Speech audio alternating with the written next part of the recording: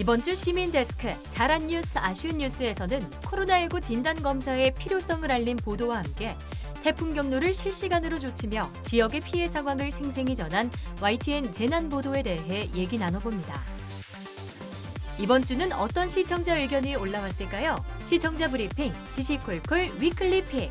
여러분의 물음에 YTN이 시원하게 답해드립니다. 내가 본 DMB 시간, 세계 속 코로나19 상황을 생생히 전한 프로그램 글로벌 리포트를 살펴봅니다. 오늘 전격 인터뷰 취재 후에서는 신종 코로나 바이러스 감염증을 추적한 지 어느덧 7개월, 아직 끝나지 않은 이야기를 류재복 해설위원에게 들어봅니다. 네, 한 주 동안 안녕하셨습니까? 김영수입니다. 이번 주는 박광렬 앵커의 휴가로 제가 대신 진행을 맡았습니다. 네, 지난 8월 코로나19 재확산으로 전 국민의 심리적 고통까지 급격히 증가했습니다. 사회적 거리두기 강화에 따른 불안감, 또 일상의 제한에서 오는 외로움 때문일 텐데요. 바이러스 위협에 심리적인 방역망이 붕괴되지 않도록 마음 면역력도 꼭 챙기시길 바랍니다. 이번 주 시민데스크 잘한 뉴스, 아쉬운 뉴스로 시작하겠습니다.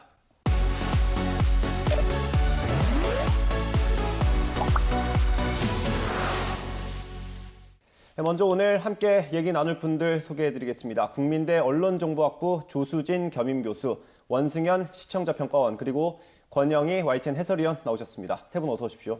안녕하세요. 네, 지난주도 뉴스가 참 많았습니다. 코로나19 하루 신규 확진자 수는 계속해서 세 자릿수로 유지가 됐고, 봉합은 됐지만 의료 정책을 둘러싼 의료계와 정부의 갈등도 이어졌습니다. 태풍이 오기도 했고요. 그 현장을 들여다본 YTN 보도 먼저 살펴보겠습니다. 교수님 먼저 여쭙겠습니다. 매주 라디오 출연 중이신데 스튜디오에서 뵈서 더 반갑습니다. 네, 반갑습니다. 교수님 오늘 첫 출연이신데 어떤 뉴스 가져오셨는지 설명 부탁드립니다. 네, 먼저 지난 한 주에 아무래도 의사 집단 행동이라든가 또 재난 관련 보도가 가장 중요하게 다뤄지지 않았나라는 생각이 들고요. 예. 최근 의사 집단들의 행동과 관련해서 대부분의 언론들의 그 보도 양태를 보면 조금 이제 대립되는 양측의 어떤 의견만을 중계식으로 보도하는 경우가 참 많았던 것 같아요. 예. 그래서 좀 아쉬움이 많았습니다. 사실은 대안 제시라는 언론의 기능이 필요한데 이런 게 부족하지 않았나라는 생각이 드는데 이제 이에 대해서 YTN 보도는 이와는 조금 다른 모습을 보였어요. 사건의 본질을 찾아가려는 모습들이 보였다는 점, 그런 점에서 저는 지난 9월 2일 방송된 단독 서울대 의대 교수들 박근혜 정부 때는 공공의대 연간 700명 운용 제한이라는 그 제목의 보도가 있었거든요. 예. 그 보도를 꼽았습니다. 같은 사안에 대해서요, 일관적이지 못한 전문가들의 태도라든가 또 정치인들의 태도, 또 그 언론의 태도들, 그런 태도들에 대해서 팩트를 기반으로 해서 일침을 가한 그런 의미 있는 보도라고 생각이 됩니다. 위원님 어떻게 보셨어요? 네, 교수님 말씀대로 편가르기 기사, 비난성 기사들이 많았는데 그런 가운데서 조금 돋보이는 기사였죠. 팩트를 기반으로 해서 이런 모습도 있었다는 걸 잘 보여줬는데요. 그러니까 공공의대 설립 그리고 이제 의대 정원 늘리는 걸 통해 가지고 공공의료를 확충하려는 움직임이 이제 지금 이 시점에 갑자기 툭 튀어나온 것처럼 많은 국민들이 그렇게 알고 있잖아요. 그렇죠. 근데 그런 게 아니라 10여 년 전부터 지난 정부에서부터 꾸준히 논의되어 왔었던 내용이다라는 걸 잘 알려주고 있는데요. 근데 한 가지 짚고 넘어가야 될 게 있습니다. 지난 정부에서 논의가 됐던 것은 이제 2015년 5월에 국립보건의료대학 그리고 국립보건의료대학병원 설치 운영 법안이라는 게 발의가 됐어요. 어떤 법안이 발의가 되면 그 법안을 뒷받침하기 위한 연구 용역 같은 게 이제 나가기 마련이잖아요. 그때 공모가 발주가 됐고 서울의대 교수 세 분이 공모에 응모를 해가지고 보고서를 낸 것이죠. 네. 그러니까 그 의견이, 그 보고서에 담긴 의견이 서울의대 교수 전체의 의견인 것처럼 그 기사를 보면 시청자들이 이해를 할 수가 있습니다. 네네네. 그런 부분은 후속 기사나 리포트를 두 개로 나눈다든지 그런 식으로 해가지고 조금 더 자세히 설명을 해줬으면 시간적인 제약이 있어서 어쩔 수 없었던 면이 있겠지만 더 좋았을 거라는 생각이 들고요. 의미는 있었지만 그런 면까지 추가해가지고 더 좀 정갈하게 썼으면 하는 아쉬움이 있습니다. 그 뉴이저에서 다룬 내용도 되게 네. 좋았던 것 같습니다. 네, 같은 날 방송된 거거든요. 예. 그 다른 생각을 가진 의대생들 단체 행동 명분 없어라는 이제 제목으로 나간 기사였는데요.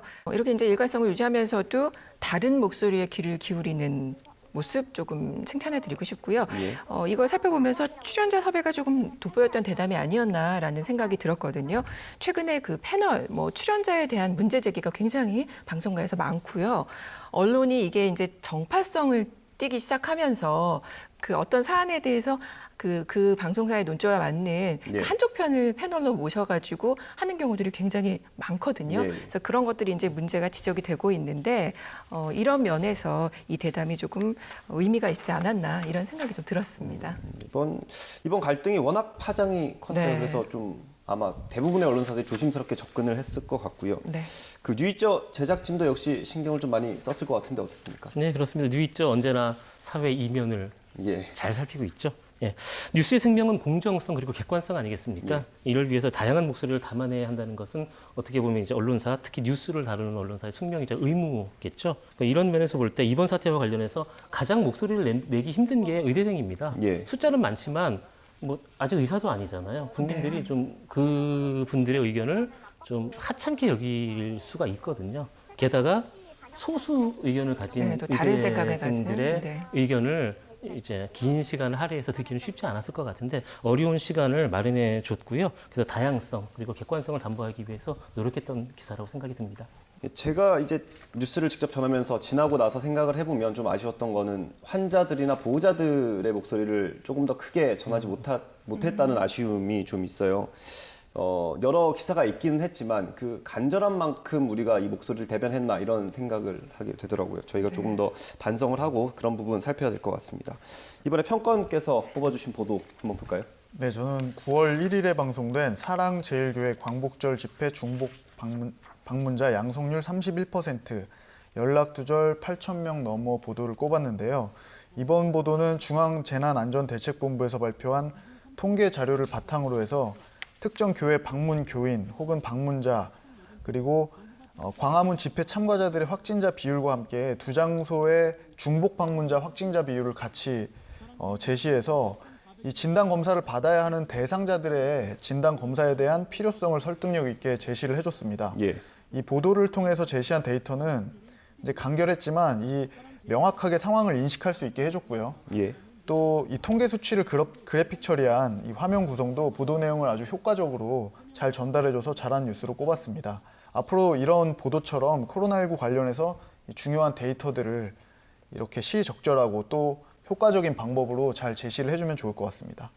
저희도 지금 코로나19 재확산되고 그 이후로 계속 뉴스 특보 체제를 이어가고 있습니다. 방역 당국의 목소리도 브리핑도 매일매일 이제 저희가 실시간으로 전달을 해드리고 있거든요.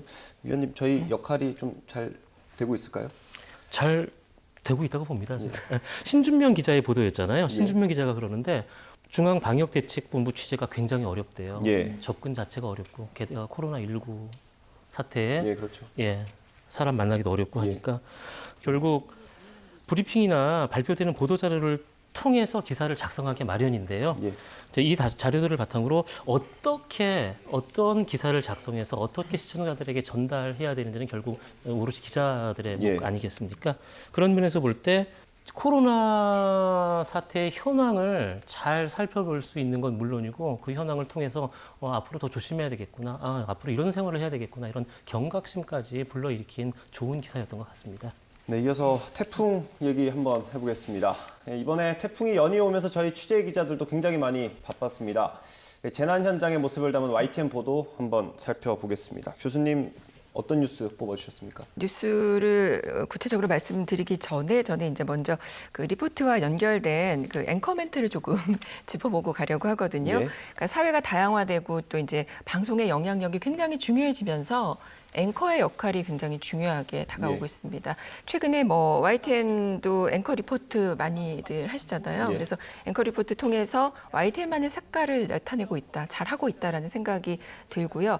그런데 이제 그렇게 앵커의 성향이 나타나는 리포트 말고 일반적으로 뉴스를 전할 때 기자 리포트 앞에 예. 그 리드 문구를 읽는 예. 그 앵커의 멘트도 굉장히 중요하거든요. 그게 왜 중요하냐면 이제 시청자들이 기자 리포팅이 나오기 전에 앵커의 말이라든가 뭐 말투라든가 표정 그거를 보면서 그 기자가 말할 기사가 굉장히 심각하겠구나, 뭐 중요하겠구나 이런 것들을 좀 예견하는 그런 네, 역할을 하기 네. 때문에 굉장히 중요하거든요. 이 날씨 태풍 오면 집채만한 폭풍 해일 발생 원인은이라는 이 기사인데요. 여기 보면 이제 리포트 직전에 나온 앵커 멘트에서 기자가 얘기하지 않은 부분에 예. 대해서 앵커가 언급을 하는 그런 실수가 조금 있었습니다. 예. 또 그 자막에도 발생 원인은이라고만 나오거든요. 예. 그런데 이제 앵커께서는 원인과 대책에 대해서 말씀을 드린다라고 했기 때문에 시청자들은 대책에 대해서 어떤 대책이 있을까라고 좀 기대를 하는 게 있었을 겁니다. 예. 그래서 이제 그런 면에서 그런 실수가 좀 있었다라는 거 말씀을 드리고요. 여기서 또 한 가지 생각해 볼 점이 있다면 이게 이제 태풍 해일에 대한 다양한 영상들이 굉장히 구성이 잘 됐더라고요. 그래서 지난 사건에서 발생한 해일과 현재까지, 과거부터 현재까지를 잘 영상을 편집해서 뉴스가 나갔거든요. 그래서 이런 점들은 참 좋았습니다. 영상 저널리즘에서 강조되는 뭐 현장성이라든가 아니면 역사적 현장의 목격이라든가 이게 영상 저널리즘에서의 가치를 나타내는 거거든요. 그러니까 그런 것들이 조금 잘 나타난 기사는 맞습니다. 그런 거 갖다 설명해 이게 드리겠습니다. 아마 의도한 건 아닐 겁니다. 네, 분명 근데 그렇겠죠. 뭐 네. 앵커멘트에서 대처법이 포함이 됐는데 앵커멘트에는 포함이 됐는데 기사에는 정작 없었다 이런 말씀이신 것 같아요, 위원님. 말씀대로 실수입니다. 그리고 실수인 정말 것 매너리즘에 같아요. 빠져 있는 네. 거죠. 기사를 쓰다 보면은 특히 자연재해 기사를 쓰다 보면은 원인 그다음에 당연히 대처법 나오고 뭐 이렇거든요. 습관적으로 쓰다 보니까. 그런데 앞으로 조심하겠습니다. 교수님 말씀대로 이제 앵커 멘트를 앵커가 어떻게 조절하느냐에 따라서 기사의 가치까지 달라질 수 있는 거잖아요. 네, 맞습니다. 수용자의 태도도 완전히 달라질 수 있고요. 네. 그만큼 중요하죠. 뉴스와 시청자가 있을 때 그 중간에 가교 역할을 하는 게 앵커 아니겠습니까? 예. 그 분들의 멘트가 갈수록 중요해지고 있다는 건 뭐 의심의 여지가 없고요. 그런 면에서 뭐 앵커 팀은 뭐 어떤 준비를 하고 있거나 좀 부담스러우시죠? 갈수록 역할이 중요해지시니까. 말실수라는 게 그러니까 실수라는 걸 누구나 할 수 있지만 저희가 하는 실수들이 저희 언론, 저희 보도에 대한 공신력에도 영향을 주기 때문에 저희는 네. 뭐 매일매일 어떤 단어 하나하나를 쓸 때도 좀 조심을 하려고 지금 이 순간에도 노력을 굉장히 많이 하고 있다는 말씀 드리고 싶고요. 이 기자나 앵커가 사실 어떤 공식 같은 거를 가지고 있습니다. 자기 머릿속에. 이 기사를 워낙 오래 쓰다 보니까. 그래서 아마 그런 부분에서 이번에 실수가 나온 것 같고요. 저도 앞으로 조금 더 조심해서 신경 써서 하도록 하겠습니다. 이번엔 평가원께서 뽑아주신 보도 한번 볼까요?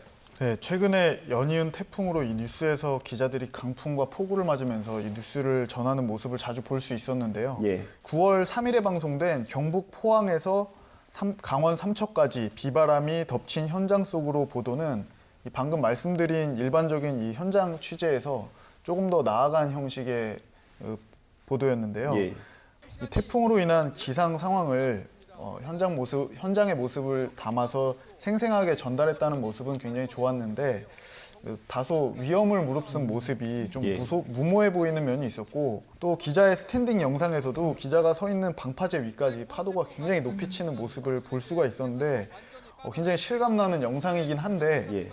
이 가급적 멀찌감치 떨어져 있을 필요가 있는 만큼 바람직한 영상 구성은 아니었다 이런 생각이 좀 들었습니다.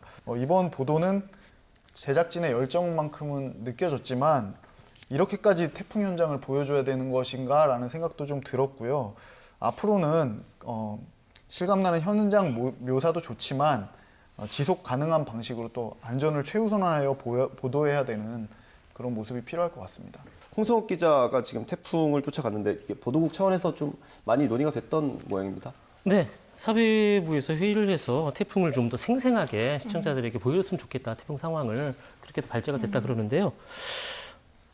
다시 한번 저는 저가 너무 아니란 생각을 하고 있다는 느낌이 들어요. 저는 이 기사 보면서 와 진짜 고생했다. 고생한 만큼 리포트 좋네. 저 화면도 좋은데 이런 생각을 했었어요. 그래서 아차 싶더라고요. 취재진 안전에 앞으로 가장 주안점을 두고 보도를 해야 되겠다는 생각이 들고요. 앞으로 YTN은 재단 보도를 할 때 무엇보다도 안전에 신경을 쓰도록 하겠습니다. 네, 이 홍성욱 기자가 이제 태풍을 쫓아가는 그날 제가 아침 뉴스를 진행을 했어요. 저도 제 기억에 두세 번 정도 현장 연결을 했던 것 같은데 저희가 앵커들이 이제 뉴스를 진행하면서 유튜브 실시간 저희 방송이 되기 네. 때문에 그 댓글들을 되게 많이 보거든요. 근데 태풍 제가 최근에 이렇게 방송을 하면서 보니까 저희가 현장을 연결했을 때 비바람이 조금만 잦아들어도 그 지역은 태풍 지나갔나 보다. 이런 댓글들이 달려요. 그래서 제가 보기에는 이게 좀 딜레마가 생기는 거죠. 취재진의 안전도 중요하지만 저희가 현장을 연결했을 때 조금이라도 좀 이렇게 태풍이 지나간 모습이 보이면 혹시나 또 시민분들이 밖으로 나가시고 바깥 활동을 하시지 않을까 이런 우려도 생기긴 하더라고요. 뭐 아무튼 앵커를 하고 있는 입장에서 저희 현장 취재 기자들이 좀 안전한 환경에서 취재할 수 있도록 안내를 하고 또 시청자 여러분들한테 그런 좀 양해를 구하는 그런 역할을 해보도록 하겠습니다. 네, 오늘도 YTN의 더 나은 보도를 위한 세 분의 애정 어린 분석과 해설 잘 들어봤습니다. 오늘 말씀 감사합니다. 네, 믿고 보는 뉴스를 만들기 위한 노력은 계속됩니다. 시청자 브리핑 시시콜콜 위클리픽 이번 주 시청자 의견 함께 보겠습니다.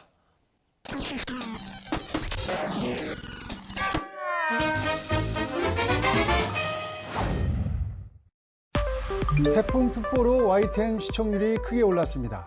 관심이 많아진 만큼 시청자들 의견도 많아졌습니다. 모니터단 의견 보겠습니다. 기자 생중계와 출연자에 대한 좋은 평가가 이어졌습니다.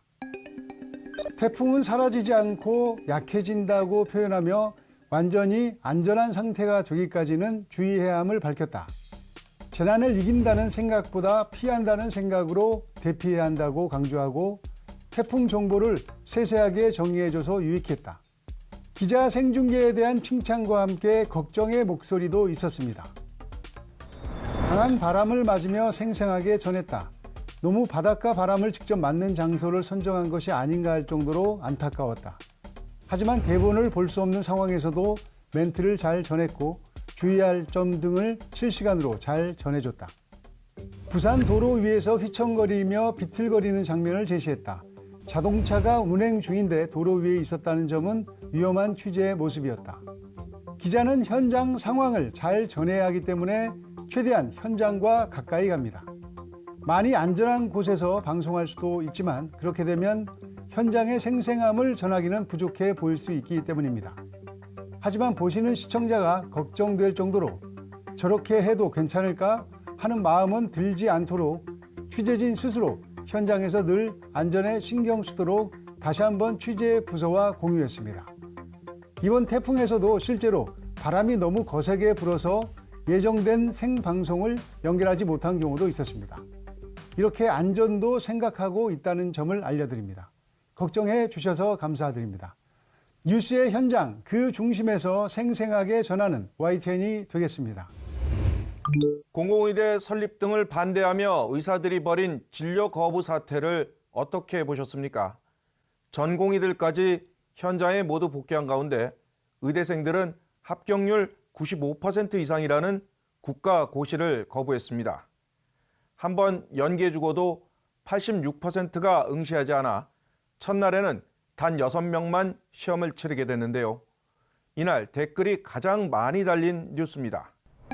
올해 의사국가고시 실기시험에 응시한 인원은 모두 446명입니다. 대상자가 3,100여 명 정도니까 14% 정도만 시험을 보는 건데요. 시험 거부자들을 구제하라는 의사들의 요구에 대해 시민들 반응은 냉랭합니다. 언제까지 어리광을 사회가 봐줘야 하나? 절대 구제해선 안 된다. 다른 모든 국가고시와 동일하게 대응해 주십시오. 수능 때 몇 분만 늦어도 안타깝게 시험도 못 보고 구제도 없는데 대부분 법과 원칙대로 처리하라는 주문입니다. 이에 반해 그렇게 하세요. 우린 시험 치게 해달라고 한 적 없습니다. 1년 쉬면서 미국 의사시험 준비라도 하죠 뭐 라는 의대생 입장의 항변도 드물게 있습니다. 이 같은 비율은 청와대 국민청원도 마찬가지입니다. 국시를 거부한 의대생들에 대한 구제를 반대한다는 청원은 답변 기준인 20만 명을 훌쩍 넘어 50만 명에 가까운 지지를 받고 있습니다. 또 비슷한 청원이 줄을 잇고 있는데 이들을 구제해야 한다는 내용은 거의 찾아볼 수 없습니다. 최근 오마이뉴스가 리얼미터에 의뢰해 조사한 설문조사 결과도 그렇습니다. 이처럼 싸늘한 여론을 의식한 듯 서울대 의과대학 본과 4학년 학생의 81%는 시험을 보자고 돌아선 것으로 전해졌습니다. 결국 의대생들이 국시 거부를 철회하는 쪽으로 갈 것이라는 관측이 힘을 얻고 있는데 그렇다면 우리는 소위 말하는 전교 1등 의대생들에게 또다시 기회를 줘야 할까요? 지금까지 시청자 브리핑 시시콜콜이었습니다.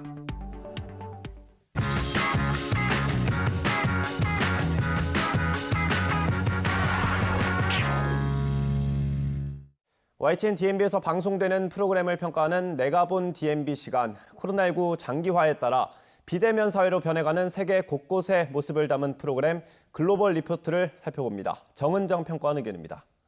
안녕하세요. YTN DMB 시청자 평가원 정은정입니다.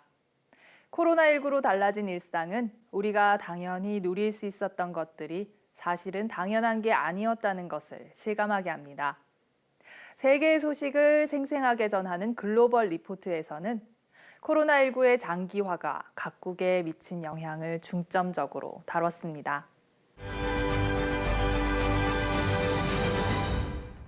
코로나19로 실직과 경제 침체가 계속되는 가운데 새로운 기회에 대한 모색을 다룬 네덜란드의 소식과 평범한 일상의 회복을 꿈꾸는 사람들을 다룬 중국 상하이의 소식이 눈길을 끌었습니다. 네덜란드에서 코로나19 재감염 환자가 발생한 가운데 코로나19 신규 확진자가 꾸준히 나타나고 있습니다. 네덜란드는 유연한 근무 형태나 창업에 대한 정부 지원과 인프라가 잘 갖춰져 있는 환경 덕분에 코로나19 위기를 빠르게 극복할 수 있는 나라로 평가받고 있다고 합니다. 이를 뒷받침하는 통계 자료들을 제시하면서 정보의 객관성을 더했고 온라인 비대면 환경 중심으로 변화될 산업 생태계에 대한 전망도 이어졌습니다.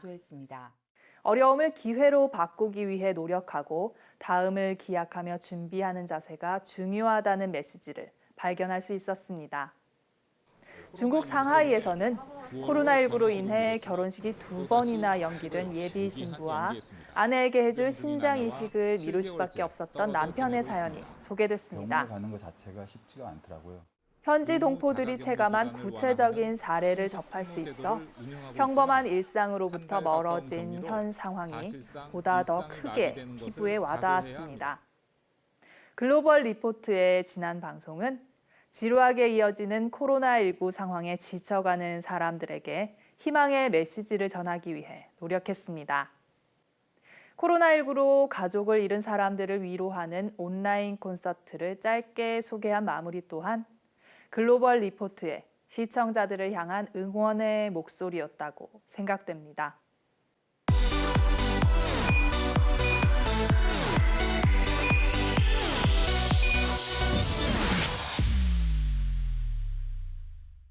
오늘 전격 인터뷰 취재 후 시간에는 YTN 뉴스특보 체제 이후 무려 7개월째 코로나19를 집중적으로 취재하고 있는 류재복 해설위원을 만나봅니다. 안녕하세요. 아나운서 황보혜경입니다. 전례 없는 감염병 사태로 모두가 지쳐있는 요즘 YTN은 급변하는 현황을 빠르고 정확하게 보도하기 위해 노력하고 있는데요. 오늘은 코로나19 상황을 밤낮 없이 전하고 있는 류재복 해설위원과 함께합니다. 어서 오세요. 안녕하세요. YTN 해설위원 유재복입니다.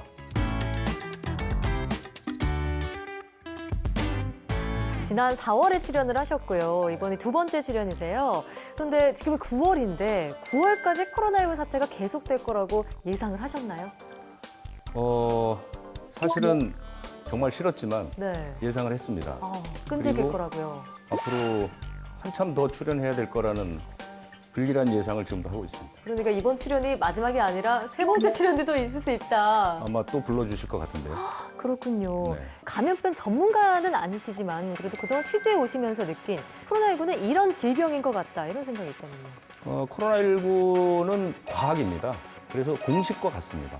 지금 우리나라가 지금까지 대개로 한 3번 정도의 큰 그 집단 감염이 있었거든요. 네. 이게 첫 번째가 대구 신천지 사태였고요. 2번째는 5월 초에 있었던 이태원 예. 클럽. 그리고 이제 이번이 3번째인데요. 이 집단 감염이 발생하기 직전에 확진 환자가 거의 없거나 발생하지 않았습니다. 확진 환자가 줄거나 거의 없어서 안심을 하고 방심을 하고 방역에 해이해지는 순간에는 어김없이 나타나는 그 틈을 파고드는군요. 그런 공식이 있습니다. 그래서 확진 환자가 없다, 줄어든다 하면 기뻐하는 게 아니라 그때부터 더 긴장을 해야 되는 거죠. 자, 요즘 가짜 뉴스 관련 문제도 참 심각하거든요. 가장 공신력 있는 자료가 있다면 몇 가지 소개해 주시죠. 그 하루에 2번씩 요즘에 이제 그 대책본부에서 브리핑을 하거든요. 그 사람들이 갈수록 자료를 많이 냅니다. 그것은 이제 아마 저를 골탕 먹이기 위해서 그런 것 같은데 그래서 그 자료가 가장 좋습니다. 그 자료를 보고 저는 비교적 이제 비하인드 스토리라든가 조금 이제 사안을 분석하는 자료들이 필요하기 때문에 네, 그런 자료는 어디서 얻으세요? 그러기는 이제 뭐 해외 언론도 있고요. 요즘에는 이제 기초적인 논문 같은 것도 좀 보고요. 그러면 영어도 잘하시겠네요. 요즘에는 번역이 잘 돼서. 네, 그렇군요. 강화된 사회적 거리두기가 실제로 방역에 도움이 됐나요? 방역 측면에서는 접촉을 이제 줄여주기 때문에 감염이 확산되는 것을 막기는 하지만 네. 사실은 우리가 이전까지 살아왔던 삶의 방식이 다 부정당하는 거거든요. 그런데 그런 면에서 보면 국민들에게 굉장히 죄송한 일이죠. 방역 당국의 대책을 이렇게 불편을 감수하면서 더구나 소상공인 같은 분들은 지금 엄청난 위기라는 걸 제가 듣고 있지만 그래도 묵묵히 따라주시는 걸 보면 우리 국민이 정말 위대하고 K-방역의 힘은 국민이다. 저는 이렇게 평가를 할 수 있을 것 같습니다. 다가오는 가을 또 새롭게 변수가 나타날 수도 있고요. 우려되는 부분들이 몇 가지 있는데요. 그 대개 코로나19 바이러스는 지진과 같다고 그러거든요. 그건 어떤 뜻이죠? 지진이라는 게 보통 3단계에 걸쳐서 일어납니다. 예진이라고 해서 지진이 일어나기 전에 한번 이제 경고하는 지진이 한번 일어나고요.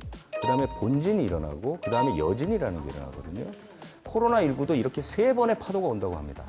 그래서 지금은 지진으로 따지면 예진 단계다. 아직 미미하다라는 뜻이네요. 그리고 그러면? 이제 본진이 올 것이고 그 본진에 뒤따른 여진이 올 것입니다. 근데 강도는 본진이 훨씬 더 클 것이고요. 그래서 그 본진의 시기를 올 겨울로 보는 전문가들이 많죠. 올 겨울이요? 그렇습니다. 지난해 우리나라에서 이 감기로 치료를 받은 사람이 1,640만 명이거든요.